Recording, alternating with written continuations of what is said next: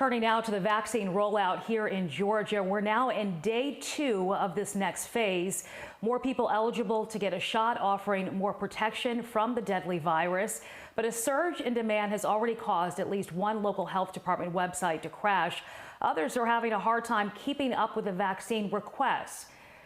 Joe Ripley live in Marietta at a vaccine distribution site for us this morning. And Joe, there are some major issues in the rollout, but experts say there are some solutions. You're right, Sheba. Good morning to you. The Cobb and Douglas Public Health website already crashed yesterday from all that traffic flooding. And we're at Jim Miller Park, one of the vaccination sites here in Cobb County.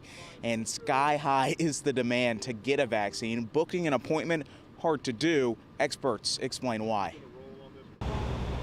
Lines of cars, websites crashed, flooded with traffic of their own.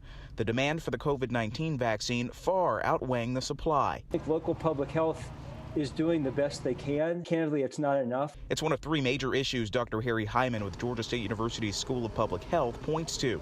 A lack of a federal plan. Nationwide, 25 million vaccine doses have been distributed, only 9 million administered. Billions were funneled into developing the vaccine, Hyman says, but widespread logistics were left on the back burner.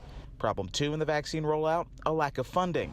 Historically underfunded state and local public health departments are left to store and track what limited vaccine supply they have. But Dr. Hyman says Georgia, which has vaccinated almost 207,000 people, could dip into a $2 billion rainy day fund to help local health departments.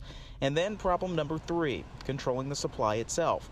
The Trump administration's withholding a number of doses to ensure people can get a second dose.